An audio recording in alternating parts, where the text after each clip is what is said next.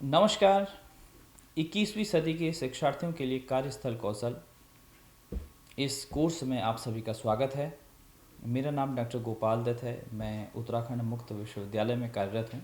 हम बात कर रहे थे आंतरिक शांति और सहनशीलता हेतु आध्यात्मिक प्रैक्टिसेस का क्या योगदान है। इसके भाग एक में हमने कुछ महत्वपूर्ण चर्चाएं आपके साथ साझा की। आइए बात करते हैं कि आंतरिक शांति और सहनशीलता के मार्ग में क्या क्या चुनौतियां हैं और हम उनका समाधान किस प्रकार कर सकते हैं। आंतरिक शांति और सहनशीलता प्राप्ति एक निरंतर प्रक्रिया है जिसके लिए व्यक्ति को मानसिक, भावनात्मक और आध्यात्मिक स्तर पर हमेशा काम करना पड़ता है। आधुनिक जीवन की भागदौड़, बढ़ते तनाव और बदलते सामाजिक परिवेश के कारण आंतरिक शांति और सहनशीलता प्राप्त कर पाना एक कठिन चुनौती बनी हुई है। इन चुनौतियों को पहचानना और उनका सटीक समाधान खोजना बहुत आवश्यक है ताकि हर व्यक्ति अपने जीवन में संतुलन, धैर्य और ऊर्जा बनाए रख सके, जिससे कि लक्ष्यों की प्राप्ति आसान हो सके। इस चर्चा पर हम बात करेंगे वो कौन कौन सी चुनौतियां हैं जो आपकी आंतरिक शांति और सहनशीलता के मार्ग में रोड़ा बनी हुई हैं। कुछ महत्वपूर्ण बिंदुओं को हम आपके साथ साझा कर रहे हैं। इसके अलावा भी कुछ चुनौतियां हो सकती हैं। हम आपसे अनुरोध करेंगे कि उन चुनौतियों को आप ढूंढें और फिर उनका हल करने की कोशिश करें। कुछ महत्वपूर्ण चुनौतियां: नकारात्मक विचार और मानसिक तनाव। नकारात्मक सोच, चिंता और भय मन को अस्थिर करते हैं। इसी प्रकार व्यक्ति कार्यस्थल और व्यक्तिगत जीवन के तनाव के कारण ध्यान केंद्रित नहीं कर पाता, जिससे उस व्यक्ति की कार्यक्षमता में बहुत गिरावट होती है। एक और जो चुनौती है, समय की कमी और अनुशासन का अभाव। आज की व्यस्त जीवन शैली के कारण व्यक्ति आध्यात्मिक अभ्यास के लिए समय नहीं निकाल पाते। खासकर व्यक्ति के पास स्वयं के लिए कोई समय नहीं है। अपने परिवार के लिए, अपने कार्यस्थल के लिए, अन्य जो जिम्मेदारियां हैं उनके निर्वहन के लिए हम सब के पास समय है। हम अपने आप को मानसिक तौर पर कैसे बेहतर बना के रख सकते हैं, कैसे सकारात्मक और ऊर्जावान बनाए रख सकें। मैं देखता हूँ कि हम अधिकतर लोगों के पास इस चीज़ के लिए समय का अभाव है। कहा जा सकता है अनियमित दिनचर्या और अव्यवस्थित कार्यशैली आपको बहुत नकारात्मक रूप से प्रभावित करती है। इसके अलावा आज के इंटरनेट और सोशल मीडिया के दौर में, आज के इसलिए हम कह रहे हैं कि यह प्रचलन लगातार बढ़ रहे हैं। बाहरी दिखावा और सामाजिक अपेक्षाएं बहुत ज़्यादा हैं, चाहे वो परिवार हो, समाज और कार्यस्थल की अत्यधिक अपेक्षाएं हों। ये तमाम सारे कारक ऐसे हैं जो व्यक्ति में अनावश्यक तनाव और अशांति पैदा करते हैं। इनसे निपटना हमें आना होगा, हमें सीखना होगा। दूसरों की आलोचना और उनकी नकारात्मक टिप्पणियों से हम तुरंत प्रभावित हो जाते हैं। इस चुनौती से निपटना बहुत महत्वपूर्ण है और इस चुनौती की जो जड़ है वह है आत्मनियंत्रण की कमी। व्यक्ति का क्रोध, ईर्ष्या, धैर्य का अभाव जैसी नकारात्मक भावनाओं पर हमारा नियंत्रण न होना एक बड़ी चुनौती है। कभी कभी हम आवेश में कोई निर्णय ले लेते हैं और उसके बाद उम्र भर पछताना पड़ता है। और आज के डिजिटल दौर में जो एक बड़ी बड़ी भारी चुनौती है वह है मोबाइल का बहुत अधिक उपयोग। जितना ज़्यादा स्क्रीन टाइम बढ़ेगा उतने जीवन में अशांति और अव्यवस्था का भाव उत्पन्न होगा। यह बहुत आवश्यक है कि मोबाइल हम सभी के जीवन में, हमारे पेशेवर जीवन का एक हिस्सा हो गया, अगर ये कहें। इसमें कोई अतिशयोक्ति नहीं है, लेकिन फिर भी हमें इसकी एक सीमा स्पष्ट करनी है। इसके साथ साथ कार्य में निरंतरता का अभाव। कई बार हम अच्छे कार्य शुरू तो कर देते हैं, कुछ दिनों बाद छोड़ देते हैं, तो हमें ये भी देखना होगा, चाहे वो स्पिरिचुअल प्रैक्टिसेस हों, चाहे वो कोई अन्य तरह के जो कार्य हैं जो आपको सकारात्मक ऊर्जा और उत्साह में वृद्धि करते हैं, उनको हमें निरंतर जारी रखना है, उनको बीच में छोड़ नहीं देना है। वो हमें अंदर से आंतरिक रूप से मजबूत बनाने में बहुत महत्वपूर्ण भूमिका निभाते हैं। और एक और महत्वपूर्ण, विशेषकर युवाओं के लिए जो चुनौती हमें देखने को मिलती है, वो है खराब आदतें और आपका फ्रेंड सर्कल, आपकी मित्र मंडली। तो दोस्तों, जो खराब आदतें हैं वो व्यक्ति के व्यवहार को, उसके सामाजिक परिवेश को, उसके पारिवारिक परिवेश को, उसके कार्यक्षेत्र के परिवेश को नकारात्मक रूप से प्रभावित करती हैं। हम आपसे अनुरोध करेंगे, हम अपने जीवन में जो भी हमारे अंदर खराबियां हैं, हम सभी के अंदर कुछ न कुछ हैं, उनको ढूंढें और दूर करने का प्रयास करें। और इस तरह की जो आपका सोशल सर्कल है, जो खराब आदतें हैं, बैड हैबिट्स हैं, वो आपको अशांत और परेशान करती हैं। इसी प्रकार गलत आदतों वाले दोस्त भी व्यक्ति की सही राह पकड़ने की दिशा में बहुत बड़ी बाधा बनते हैं। हम आपसे कहेंगे कि जो कुछ चुनौतियां हमने आपके साथ इस चर्चा में साझा करी, उन चुनौतियों पर आप मनन करें और कोशिश करें कि अगर इसमें से कोई चुनौती आपको लगती है, आपके लिए भी है, उसको दूर करने का प्रयास करना चाहिए, जिससे कि हम सहनशील बने, हम धैर्यवान बने और एक अच्छे नागरिक के रूप में अपनी सेवाएं अपने कार्यस्थल में और अपने समाज को, अपने परिवार को प्रेषित करें। अब बात करेंगे कि जो चुनौतियां हैं उनका समाधान करने के लिए भी क्या हमारे पास कोई मार्ग है, कोई रास्ता है। तो कुछ चीज़ें हम आपको सुझाना चाह रहे हैं, जिसमें कुछ महत्वपूर्ण इस प्रकार हैं। सबसे पहले हम कोशिश करें कि अपने लिए भी जीवन में हर रोज़ कुछ समय ज़रूर निकालें, जिसमें आप मेडिटेशन कर सकते हैं, प्राणायाम कर सकते हैं। इन चीज़ों का अभ्यास हमको करना चाहिए। और सबसे महत्वपूर्ण, हम कर्तव्यवान बने, हम ग्रेटिट्यूड फील करें, हमें इसका अभ्यास करना चाहिए। मैं सारे विद्यार्थियों को और जो लोग पेरेंट हैं और इस कोर्स को देख रहे हैं, उन सब से रिक्वेस्ट करूँगा कि हम लोग अपने बच्चों में भी, अपने विद्यार्थियों में भी कृतज्ञता का भाव डेवलप करें। यह एक अभ्यास है जो आपको सकारात्मकता की ओर ले जाएगा। कृतज्ञता क्या है? Thank you. आपको हवा मिल रही है, थैंक यू। आपको पानी मिल रहा है, थैंक यू। तो कृतज्ञता, आप के लिए कुछ कोई काम कर रहा है, हो सकता है जो आपके लिए काम हो रहा है वो किसी का कर्तव्य हो, मगर फिर भी आप अपने अंदर से रेस्पेक्ट का भाव डेवलप करेंगे तो इससे आपको सकारात्मक ऊर्जा प्रदान होगी। इसी प्रकार आत्म जागरूकता बढ़ाने के लिए स्वाध्याय आप जरूर करें, कुछ न कुछ नया पढ़ें, सीखें, लिखें, आत्मचिंतन करें। आध्यात्मिक अभ्यास के लिए थोड़ा समय हर रोज़ जरूर निकालें। क्यों ना उसके लिए आपको अपनी प्राथमिकताओं को दोबारा से रिवाइज करना पड़े, टाइम मैनेजमेंट करना पड़े, तो कीजिए। इसी प्रकार आत्मविश्वास और आत्म स्वीकृति विकसित करना हमारे लिए बहुत महत्वपूर्ण है। सेल्फ कॉन्फिडेंस अगर नहीं है, आप किसी सवाल का सही भी जवाब दे रहे हैं मगर अंदर से आपको धुक लगी है, तो कई बार ये होता है कि आपका सही जवाब भी गलत में काउंट हो जाता है। कुछ आपको नहीं आता है, कुछ आपसे गलती हो गई है, उसको स्वीकृत करना भी, उसको स्वीकार करना, उसको एक्सेप्ट करना भी हमें सीखना होगा। और सबसे महत्वपूर्ण इन सब में अपने लिए भी सीमाएं निर्धारित करें। हम जीवन में देखते हैं, आप सब भी ये देखते होंगे, कई सारी जगहों पर बहुत सारे लोग, उनकी डिक्शनरी में ना शब्द नहीं होता, आप उनसे जो कुछ भी कहेंगे वो सब चीज़ में हाँ में सिर हिला देते हैं। यह भी एक चुनौती है आपके जीवन में।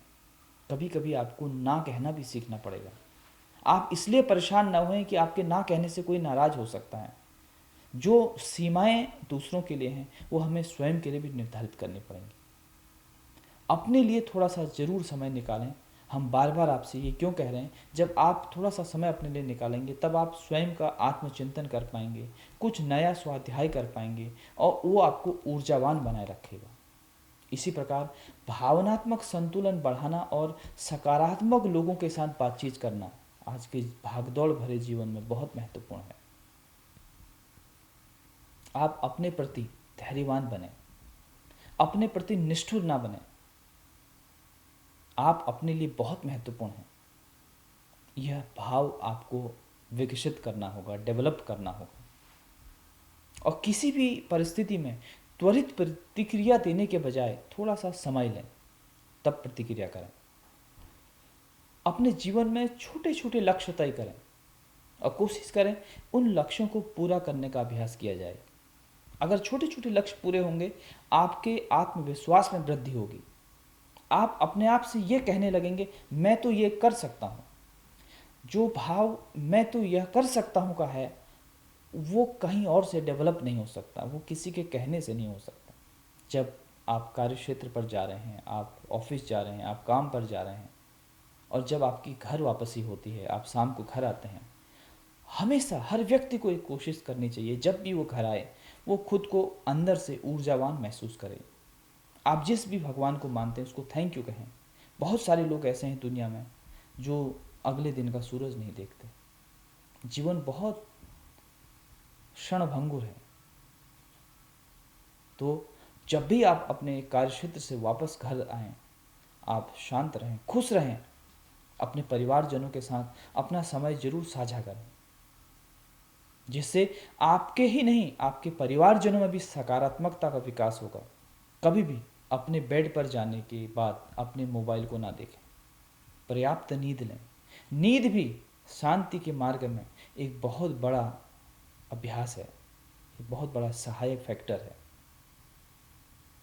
और बहुत सारी बातें हमने आपसे आंतरिक शांति और सहनशीलता के संबंध में जो समाधान हैं, जो चुनौतियां हैं, उन पर चर्चा की। और अंतिम जो हमारी ओर से अंतिम है, बहुत सारे समाधान हो सकते हैं, वह है आप जो हैं वही दूसरों को दिखें। सामाजिक प्रचलन ऐसा है, हम जो हैं वो नहीं दिखना चाहते, जो नहीं हैं हम वो दिखने के प्रयास में बहुत समय गंवा देते हैं, बहुत ऊर्जा गंवा देते हैं। हमारा यह भी अनुरोध है, अगर आप जीवन में बेहतर होना चाहते हैं, सफल होना चाहते हैं, ऊर्जावान होना चाहते हैं, सकारात्मक होना चाहते हैं, दूसरों के लिए प्रेरणा का स्रोत होना चाहते हैं, तो यह बहुत ज़रूरी है आप जो हैं वही दिखें। आइए आगे बढ़ते हैं। अब बात करेंगे आध्यात्मिकता, आंतरिक शांति और सहनशीलता के क्या लाभ हैं, कार्यक्षेत्र पर उनके क्या प्रभाव हो सकते हैं। दोस्तों, आंतरिक शांति और सहनशीलता के लिए आध्यात्मिक जो प्रैक्टिसेस हैं, उनसे मिलने वाले लाभ बहुत दीर्घकालिक होते हैं। वो व्यक्ति के जीवन में बहुत गहरे होते हैं और वो उस व्यक्ति में ही नहीं, उस पूरे परिवेश में भी सकारात्मक ऊर्जा का फैलाव करते हैं। इस तरह के अभ्यास व्यक्ति को अंदर से मजबूत बनाते हैं और दूसरों को देखने का जो नज़रिया है वो बहुत बड़ा होता है। वो उसमें उसमें बहुत सारे हम कह सकते हैं कि सकारात्मक बातें, सकारात्मक समझ, करुणा, दया इत्यादि चीज़ों का समावेशन होता है। व्यक्तिगत स्तर पर क्या लाभ हो सकते हैं, हमने बहुत सारी चीज़ें आपसे इसमें चर्चा करी हैं। मानसिक शांति और तनाव कम हो सकता है, आपकी आत्म जागरूकता में वृद्धि हो सकती है, आप सहनशील कैसे बने रहें यह जवाब आपको मिल सकता है। और इसके साथ साथ व्यक्तिगत स्तर पर अगर हम आध्यात्मिकता और आंतरिक शांति की बात करें तो आपकी एकाग्रता और डिसीजन मेकिंग की क्षमता में सकारात्मक सुधार हो सकता है। यदि हम बात करें कि आध्यात्मिकता, आंतरिक शांति और सहनशीलता का पारिवारिक और सामाजिक स्तर पर क्या लाभ है, बहुत महत्वपूर्ण विषय है। संबंधों में सामंजस्य। आजकल हो क्या रहा है कि क्रोध और छोटे छोटे जो मनभेद हैं वो बड़े मतभेद होकर आपसी समझ और सहयोग से आपको दूर कर देते हैं। लेकिन अगर आप आध्यात्मिक और आंतरिक शांति और सहनशीलता के मार्ग को अपनाए हुए हैं तो आपको दूसरों में भी सहानुभूति और करुणा देखने को मिलेगी। आप इस तरह की भावना से लोगों को देखने और समझने का नज़रिया विकसित कर पाएंगे। आपके परिवार में सकारात्मक वातावरण का निर्माण होगा, जिससे पारिवारिक कलह, जो छीटाकशी छोटी छोटी बातों में घर में युद्ध होता है, नाराजगी होती है, वह दूर होगा और पूरा परिवार खुशी से सकारात्मक रूप से अपने जीवन का निर्वहन करेंगे, जीवन व्यतीत करते रहेंगे। इसी प्रकार वर्क प्लेस पर क्या लाभ हो सकते हैं इस तरह के प्रैक्टिसेस के? टीम वर्क में सुधार हो सकता है। सहनशीलता और धैर्य बढ़ने से टीम के बीच सहयोग बढ़ता है। प्रभावी नेतृत्व का विकास हो सकता है। शांत मन और संतुलित दृष्टिकोण से बेहतर नेतृत्व संभव हो पाता है। और अगर हम ओवरऑल बात करें तो आपकी और संस्थान की उत्पादकता में वृद्धि हो सकती है। इसी प्रकार आध्यात्मिक अभ्यास के नियमित पालन से होने वाले प्रभाव क्या क्या हो सकते हैं? जैसे आप सतत मानसिक रूप से जो आपका स्वास्थ्य है वो सतत रूप से बेहतर होगा। आपका जीवन उद्देश्यपूर्ण बना रहेगा, आपका जीवन संतुलित बना रहेगा। आप जीवन के उद्देश्यों और मूल्यों से जानकार होंगे। आपका जीवन के उद्देश्य के प्रति आपका आत्म साक्षात्कार होगा। रियलाइज करेंगे आप कि मेरा जीवन क्यों है। इसी प्रकार समाज में शांति और सहयोग की भावना को बढ़ावा मिलेगा। इसके अलावा आध्यात्मिक मूल्यों के आधार पर एक दूसरे की मदद करने की प्रवृत्ति विकसित होती है, जिसे हम कह सकते हैं कि सामूहिक कल्याण के रूप में देखना चाहिए। सकारात्मक सामाजिक परिवर्तन, न्याय, समानता और सद्भावना की ओर व्यक्ति का झुकाव होता है। इसके साथ साथ कर्मचारियों के बीच विश्वास और सम्मान का माहौल बना रहता है, जिससे तनाव मुक्त कार्य संस्कृति का निर्माण होता है। आध्यात्मिक अभ्यास के नियमित पालन से व्यक्ति में सहनशीलता तो आती ही है, इसके साथ साथ उसकी आक्रामकता और असहिष्णुता में भी कमी आती है, जिससे वह व्यक्ति को स्वीकारने में, परिस्थितियों को स्वीकारने में सक्षम बनता है और सकारात्मकता का फैलाव होता है। यदि किसी व्यक्ति के जीवन में इस तरह के जो सिग्नल्स हैं आ रहे हैं, उनकी पहचान कैसे की जाए, वो कैसे जान पाए कि आंतरिक विकास और जो है शांति के मार्ग में जो बदलाव आ रहे हैं उनको हम कैसे देख पाते हैं? तो आंतरिक विकास और रूपांतरण वह प्रक्रिया है जिसमें व्यक्ति अपने विचारों, भावनाओं, मूल्यों और जीवन दृष्टिकोण में गहरे स्तर पर परिवर्तन का अनुभव करता है।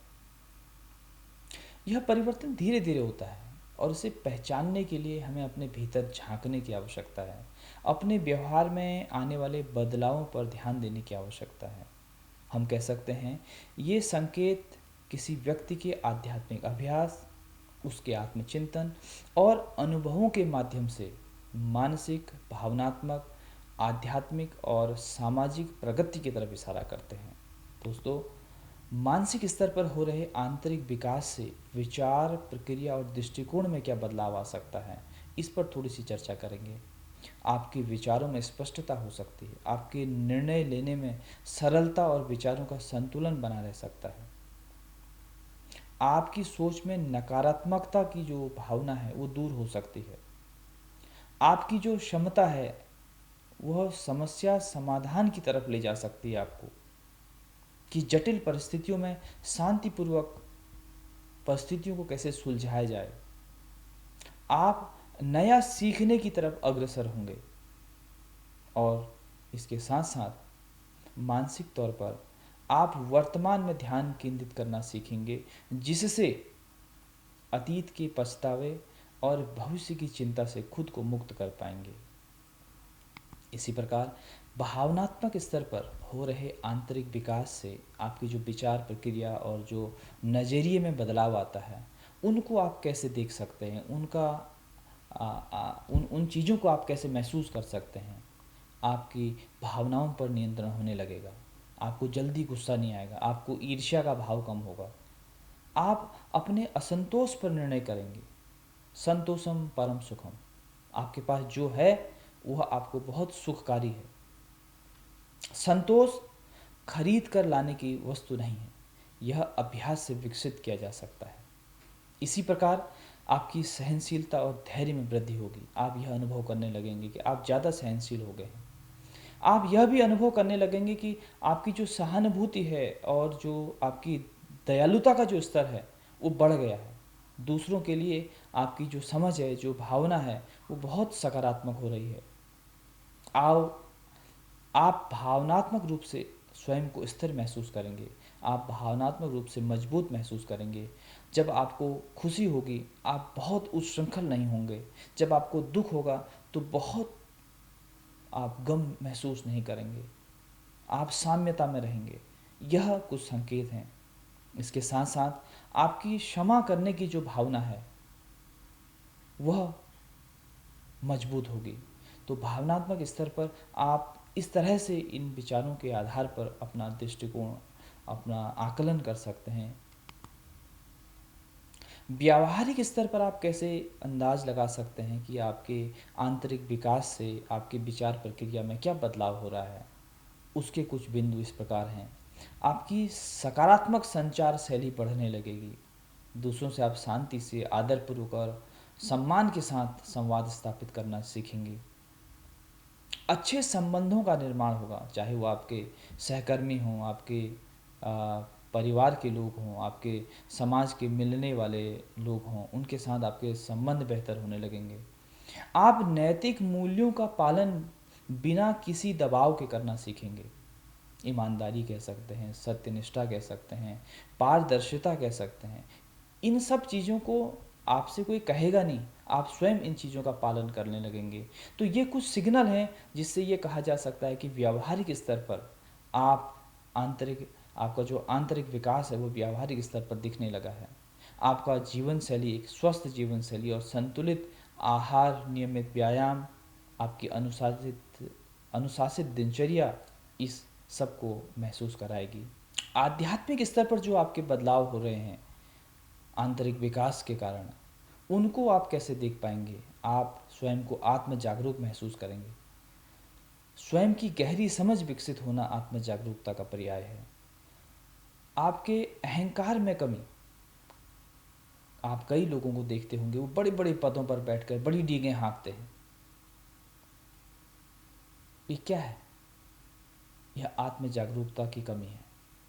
जब आप आध्यात्मिक स्तर पर आंतरिक विकास को प्राप्त होते हैं तो आपके अंदर से मैं जो है वो चला जाता है। आप स्वाभाविक रूप से विनम्र होते हैं। दिखलावटी रूप से विनम्र होना अलग विषय है। इसी प्रकार जीवन का उद्देश्य आप समझने लगते हैं। ध्यान और योगाभ्यास की प्रवृत्ति नियमित होने लगती है। आप स्वयं में आंतरिक शांति का अनुभव महसूस करने लगते हैं। तो ये कुछ बदलाव हैं जो आपको आध्यात्मिक स्तर पर महसूस होंगे। इसी प्रकार सामाजिक स्तर पर हो रहे आंतरिक विकास से आपकी जो विचार प्रक्रिया और दृष्टिकोण में बदलाव देखने को मिलता है वह भी आपको स्पष्ट दिखने लगेंगे। व्यक्ति जब आंतरिक रूप से विकसित होता है तो इसका असर उसके सामाजिक जीवन पर जरूर पड़ता है। जैसे निस्वार्थ रूप से समाज सेवा की भावना का विकसित होना, सकारात्मक नेतृत्व क्षमता का विकसित होना, सामाजिक संघर्षों में कमी। यदि कहीं विवाद हो रहा है तो आपका मन करेगा कि इसको शांतिपूर्ण ढंग से सुलझा लिया जाए। आपकी सोच समानता और न्याय को स्थान दिलाने वाली बनेगी, जिसमें भेदभाव और पूर्वाग्रहों के बिना आप ऐसी सोच के साथ आगे बढ़ेंगे और संपूर्ण विश्व की तरफ सहयोग और भाईचारे की भावना का जो वातावरण है वह तैयार होना आपकी सामाजिक स्तर पर हो रहे आंतरिक विकास को दर्शाता है। इस व्याख्यान के अंतिम चरण में लर्निंग आउटकम्स पर हम बात करेंगे कि हमने इस व्याख्यान में क्या क्या चीज़ें सीखी, हमारा क्या उद्देश्य था इस पूरी चर्चा के पीछे। आध्यात्मिकता और समग्र कल्याण की अवधारणा के साथ साथ सहनशीलता के महत्व और उसके घटकों की पहचान करना ये हमारा उद्देश्य था। शिक्षार्थी यह विश्लेषण कर सकेंगे कि आध्यात्मिकता किस प्रकार सहनशीलता के विकास में सहायक होती है। आंतरिक शांति और सहनशीलता प्राप्त करने में आने वाली चुनौतियों और उनके समाधान का मूल्यांकन आप कर सकेंगे। और इसी रूप में आध्यात्मिकता, आंतरिक शांति, सहनशीलता के दीर्घकालिक प्रभावों का आकलन और इनके रूपांतरण के संकेतों की पहचान आप कर सकेंगे। और यह इस पाठ्यक्रम का, इस कोर्स का कार्यस्थल जो कौशल हैं 21वीं सदी में, आधुनिक समय में, यह 40वां व्याख्यान सत्र था इस स्वयं ऑनलाइन पाठ्यक्रम के 21वीं सदी के शिक्षार्थियों के लिए कार्यस्थल कौशल।